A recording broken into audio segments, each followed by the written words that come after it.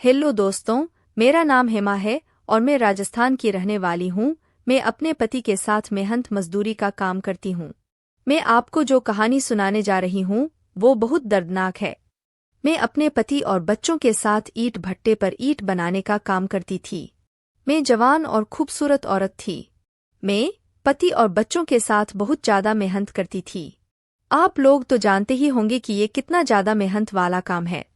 सबसे पहले हम मिट्टी को जमीन से खोदते, उसको तोड़कर पाउडर बनाकर उसे एक छलनी से छानते थे, क्योंकि अगर मिट्टी में कोई घास रह गई तो ईंट नहीं बन पाती। उसे छानने के बाद हम उसे पानी डालकर अच्छी तरह से गूंथते थे, फिर सांचे में डालकर ईंट बनाते थे। उसके बाद उसे सुखाया जाता था। हम भट्टा मजदूरों का काम यहीं पर खत्म नहीं होता था। हमें सूखे हुए ईंटों को भट्टे में ले जाकर बड़ी धीरे से रखना पड़ता था। फिर सारा भट्टा भर जाने के बाद उसके बीच कोयला जलाकर ऊपर से राख से बंद कर दिया जाता था। एक रात में ईंट पक जाती थी। तो दोस्तों, आप जान गए कि ये काम कितना मेहनत वाला था। मैं सूरज उगने से ढलने तक कमर तोड़ मेहनत करती थी, पर मेरे पति के भाई रज्जू और जगराम मेरे पति से बहुत चलते थे। वो एक हफ्ता काम करते थे तो दूसरे हफ्ते आराम करते थे, पर मैं अपने पति के साथ बिना कोई छुट्टी लिए पूरा महीना काम करती थी। हम लोग बहुत गरीब थे और भट्टे के पास की जमीन में ही टीन का छोटा सा मकान बनाकर रहते थे। मेरे साथ में कोई 100 मजदूर ऐसे ही ईंट भट्टे के पास ही टीन के छोटे छोटे झोपड़े बनाकर रहते थे। इसी दौरान मेरे पति ने मेहनत करके एक नई मोटरसाइकिल खरीद ली। पति के भाई रज्जू और जगराम तो अब मुझसे और भी ज्यादा जलने लगे। एक दिन भट्टा मालिक ने रात में मेरा हाथ पकड़ लिया और अपने दफ्तर में खींच लिया और मेरे साथ जोर जबरदस्ती करने लगा। उसने मेरा हाथ कसकर पकड़ लिया और मेरे होठ पीने लगा। मैं बचाओ बचाओ चिल्लाने लगी।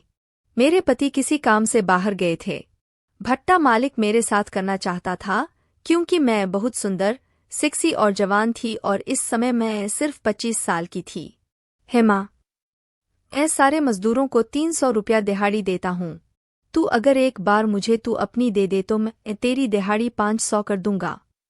भट्टा मालिक हंसते हुए बोला, लानत है ऐसे पैसे पर, मैंने कहा और उसके चेहरे पर थूक दिया और बचाओ बचाओ। मैं चिल्लाने लगी। मेरे पति आ गए और उन्होंने मुझे आकर बचा लिया। भट्टा मालिक शराब के नशे में था।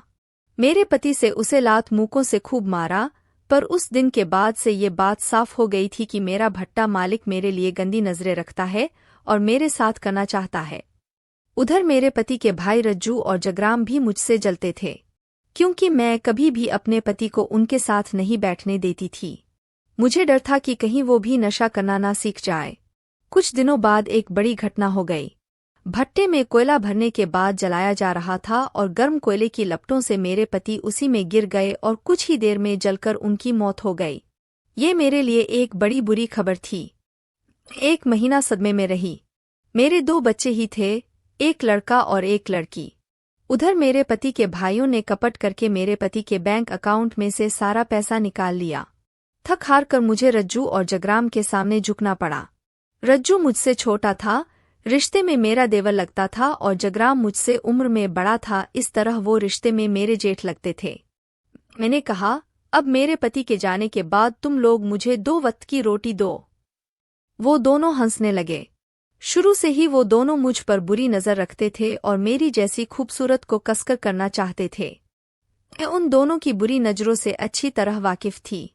भाभी, हम तुझे रोटी भी देंगे और रहने के लिए कमरा भी देंगे, पर रात में तुझे हम दोनों के साथ वही करना होगा जो हमारे भाई के साथ करती थी। रज्जू और जगराम एक साथ बोले। मैं ये बात समझ गई थी कि वो मुझे रात में करना चाहते हैं। मैं बहुत नाराज हो गई। तुम हरामियों से तो अच्छा है कि मैं अपने बच्चों के साथ भूखे मर जाऊं, मैंने आंख दिखाते हुए कहा और उन कमीनों के सामने हथियार डालने से मना कर दिया। लेकिन मेरे पास जितने पैसे थे 2-3 महीनों में सब खत्म हो गए। इसी बीच मेरे बच्चों की तबीयत बिगड़ गई और मैं समझ गई कि ऐसे काम नहीं चलेगा। अपने 2 छोटे छोटे मासूम बच्चों के लिए मैं रज्जू और जगराम के सामने झुकने को तैयार हो गई। ठीक है, मुझे मंजूर है। जो काम रात में मैं तुम्हारे भाई के साथ करती थी वो तुम दोनों के साथ करूंगी, पर तुम दोनों को मेरे बच्चों की परवरिश करनी होगी, मैंने कहा।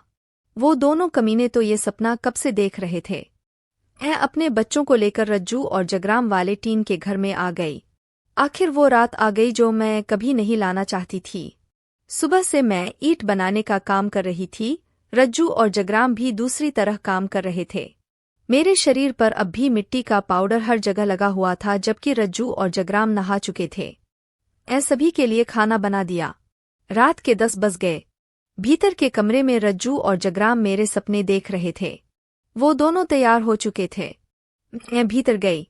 भाभी, तुम्हारे जिस्म पर मिट्टी बहुत लगी है, इसलिए साबुन से नहा लो, फिर मेरे पास आओ, रज्जू बोला। इसलिए मैं नहाने चली गई। मैं साबुन से खूब अच्छी तरह से नहा लिया। मैंने कपड़े पहन लिया। मैं भीतर कमरे में चली गई। मैं बिल्कुल रानी जैसी लग रही थी। मैंने साड़ी नहीं पहनी थी क्योंकि अभी मुझे इन भेड़ियों को खुश जो करना था। वाह भाभी, आज तो तुम बिल्कुल रानी लग रही हो, रज्जू बोला। वो बार बार सिर से पांव तक मुझे ताड़ रहा था। मैंने अपने दिल पर पत्थर रखकर खुद को उन भेड़ियों के हवाले कर दिया। मुझे उन दोनों ने बीच में लिटा दिया और रज्जू और जगराम मेरे बगल बगल हो गए। दोनों मेरे गाल चूमने लगे। सुबह से ही मैं ईंट बनाने का काम कर रही थी, इसलिए थकान से मेरा बदन टूट रहा था। पर मेरे स्वर्गीय पति के दोनों भाई आज मेरी थकान दूर करने वाले थे। दोनों मेरे गाल चूमने लगे।